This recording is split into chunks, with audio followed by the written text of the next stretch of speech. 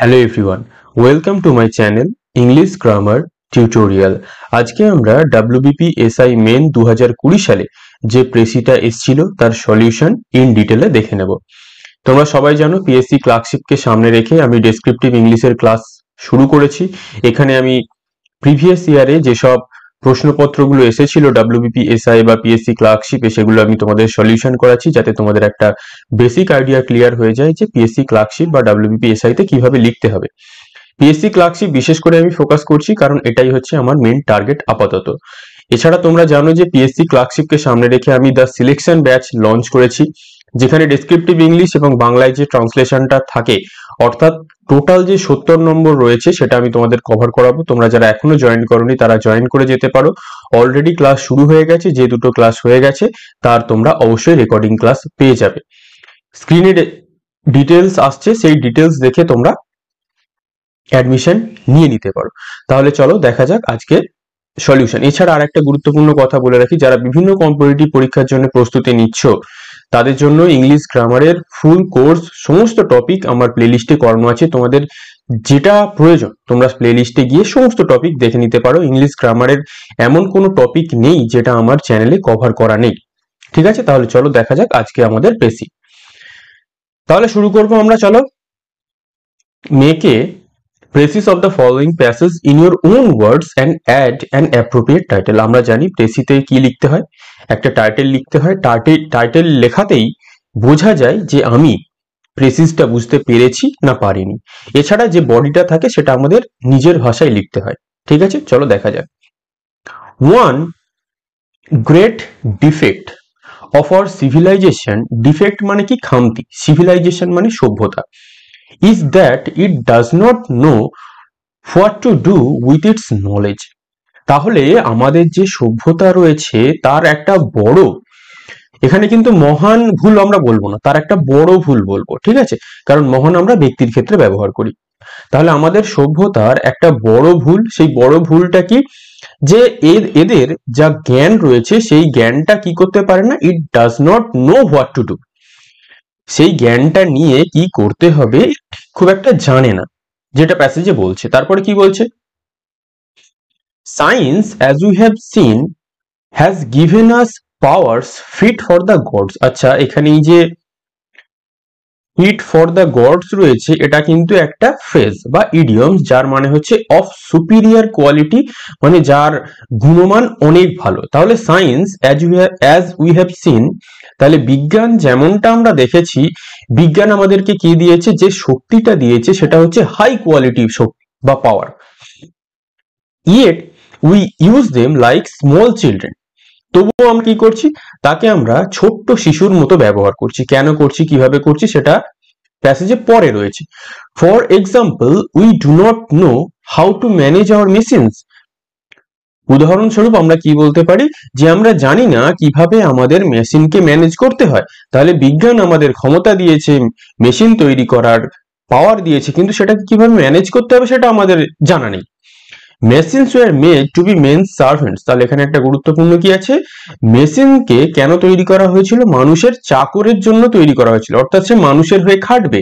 Yet কিন্তু দেখা যাচ্ছে he has grown so dependent. এখানে ভালো করে দেখবে, তাহলে মেশিন খুব স্বাধীন হয়ে গেছে, আর আমরা কি হয়েছি, আমরা মেশিনের উপরে ডিপেন্ডেন্ট হয়ে পড়েছি। এই জিনিসটা আমাদের লক্ষ্য রাখতে হবে।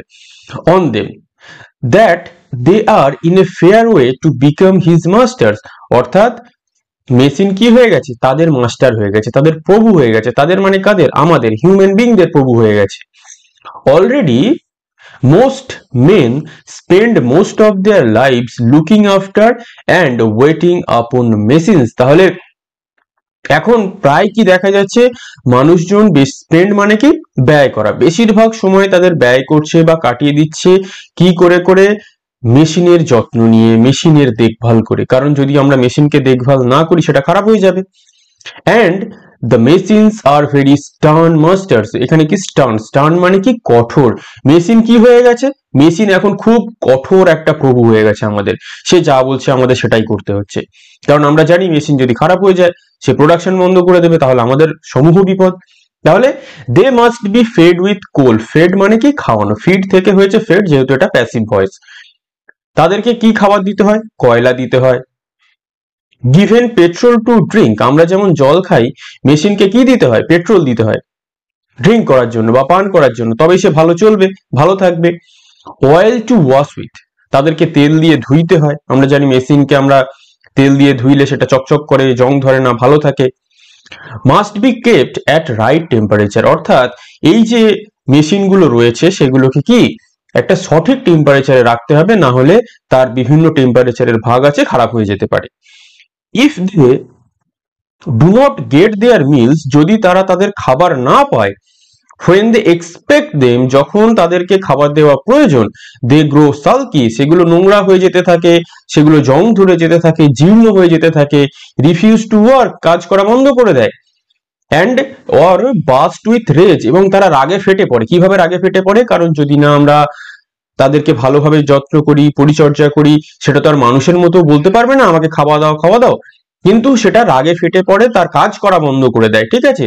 অ্যান্ড ব্লো আপ, এবং সেটা থেকে অনেক সময় বিস্ফোরণ হতে পারে। অনেক সময় আমরা দেখেছি বিভিন্ন মেশিন থেকে বিস্ফোরণ হতে পারে, কোম্পানিতে হয়ে থাকে। স্প্রেড রুইন, ধ্বংসলীলা চালাতে পারে। ডিস্ট্রাকশন অল রাউন্ড দেম, তাহলে এই লাইনটা আমাদের খুব গুরুত্বপূর্ণ। সমস্ত জায়গায় ধ্বংসলীলা চালাতে পারে, কারণ মেশিন যদি বাস্ট করে যায় তার ধ্বংসলীলা ভয়ঙ্কর, বিভিন্ন যেগুলো বড় বড় মেশিন হয়। So we have to wait upon them. Wait upon মানে কি? টেক কেয়ার, যত্ন নেওয়া। তাদেরকে আমাকে যত্ন নিতে হয়, ভেরি অ্যাটেন্টিভলি, খুব যত্ন করে। And do all that we can to keep them in good temper, এবং আমরা এগুলোকে কেন করি? তাদেরকে ভালো টেম্পারে রাখার জন্য। ভালো টেম্পারে মানে তার মেজাজ ভালো রাখার জন্য, এটা নয়। সে যাতে ভালো থাকে, আমি যখন তাকে সুইচ দেবো সে যেন অন হয়। তোমরা দেখবে যখন গাড়ি অনেক সময় চলে না, তুমি যখন গাড়ি স্টার্ট দিতে যাবে দেখবে গাড়িটা স্টার্ট নিতে থাকে না, কারণ সে অনেকদিন চলেনি, সবকিছু ডাউন হয়ে গেছে, ব্যাটারি ডাউন হয়ে গেছে, ক্লিয়ার, বা পেট্রোল নেই, এটাও হতে পারে। Already we find it difficult either to work or play without the machines. Already আমরা কি করছি, আমাদের এটা খুব কষ্ট হচ্ছে এটা দেখে যে আমরা যে কোনো কাজ বা যে কোনো খেলা মেশিন ছাড়া আমরা করতে পারছি না। তোমরা দেখবে আগের ক্রিকেট ব্যাট আর এখনকার ক্রিকেট ব্যাট যদি দেখো, আকাশ পাতাল তফাৎ। বুঝতে পারছো নিশ্চয়ই? আগেকার বল এখনকার বলের মধ্যে আকাশ পাতাল তফাৎ, যে কোনো জিনিসে, শুধু ক্রিকেট বলে নয়, যে কোনো জিনিসে। অ্যান্ড এ টাইম মে কাম, এবং একটা সময় আসবে, when they will rule us, যখন তারা আমাদের উপরে ছড়ি ঘোরাবে, তারা যেটা বলবে আমাদের সেটাই করতে হবে, কারণ মেশিন যদি কাজ করা বন্ধ করে দেয় আমাদের সমূহ বিপদ। All together, just as we rule the animals, যেমন আমরা জন্তু জানোয়ারকে রুল করি। কিরকম ভাবে? আমরা একটা মুরগি দোকানে গিয়ে কি করি? মুরগিটাকে কেটে নিলাম, আমার ইচ্ছা হলো আমি মুরগি খেয়ে ফেললাম।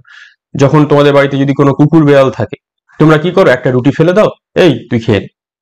বা তোমরা কোনো একটা জায়গায় গিয়ে তাকে ভাত ঢেলে দিয়ে এসো, তুমি যেটা বলছো, তুমি কুকুরের বা যে কোনো জন্তু জানোয়ারের প্রভু, তুমি যেটা বলছো সে সেটা করছে।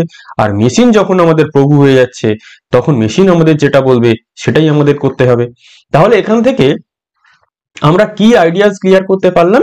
এখানে এই প্যাসেজ থেকে আমরা ক্লিয়ার করতে পারলাম যে মেশিনস আমাদের কি হয়ে গেছে?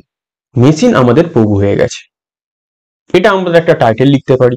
তার বডিটা আমরা কি আলোচনা করতে পারি? বডিতে আমরা আলোচনা করতে পারি যে এখনকার দিনে মেশিনের উপরে আমরা খুব বেশি নির্ভরশীল হয়ে পড়েছি। আমরা মেশিন ছাড়া কিছুই করতে পারছি না। সেই কারণে যেহেতু আমরা মেশিন ছাড়া কিছু করতে পারছি না, মেশিন আমাদের মাস্টার বা প্রভু হয়ে গেছে। কারণ কি হচ্ছে? তাদেরকে আমাকে খুব যত্ন নিতে হচ্ছে, খুব যত্ন করতে হচ্ছে। আর যদি আমরা যত্ন না করি তারা ধ্বংসলীলা চালাতে পারে, যে কোনো সময় বাস্ট করে যেতে পারে, এইরকম একটা পরিস্থিতি তৈরি হচ্ছে। এরপরে আমরা কি বলতে পারি যে বিজ্ঞান আমাদের অনেক নলেজ দিয়েছে, কিন্তু আমরা সেই নলেজটাকে প্রপারলি কি ইউটিলাইজ করতে পারছি না, কারণ প্রথমেই সেটা রয়েছে। তাহলে চলো আমাদের পেসিস লেখা যাক। তাহলে পুরোটা আমরা পড়ে নিয়েছি, তোমরা তোমাদের মতো করে লিখে কমেন্ট করতে পারো, তার আমি রিপ্লাই করে দেব। একটা জিনিস মনে রাখবে, যে টাইটেল হবে সেটা বিভিন্ন জন বিভিন্ন ভাবে লিখতে পারে। মেন কথা হচ্ছে আমাদের কি, আমরা প্যাসেজের সঙ্গে সামঞ্জস্য রেখে, বিষয়বস্তুর সঙ্গে সামঞ্জস্য রেখে টাইটেলটা বা বডিটা লিখছি কিনা। ক্লিয়ার? তোমরা তোমাদের মতো করে লিখে কমেন্ট করবে, আমি তোমাদের উত্তর করে দেব। তাহলে আমরা টাইটেলে কি লিখতে পারি? Machines have become hour masters. তাহলে মেশিন আমাদের কি হয়ে গেছে? মেশিন এখন আমাদের প্রভু হয়ে গেছে। ক্লিয়ার? তারপরে আমরা কি লিখতে পারি? আমরা লিখতে পারি যেটা আমরা বললাম যে নাওয়াডেজ, এখনকার দিনে আমরা মেশিনের উপরে এতই বেশি নির্ভরশীল হয়ে পড়েছি, we have become so dependent on machines that we can't manage anything without them। তাহলে আমরা মেশিনের উপরে আজকালকার দিনে এতই বেশি নির্ভরশীল হয়ে পড়েছি যে আমরা কি করতে পারছি না, আমরা মেশিন ছাড়া কোনো কিছুই ম্যানেজ করতে পারছি না। ক্লিয়ার? তারপরে আমরা কি লিখতে পারি? Machines have become our masters because we have to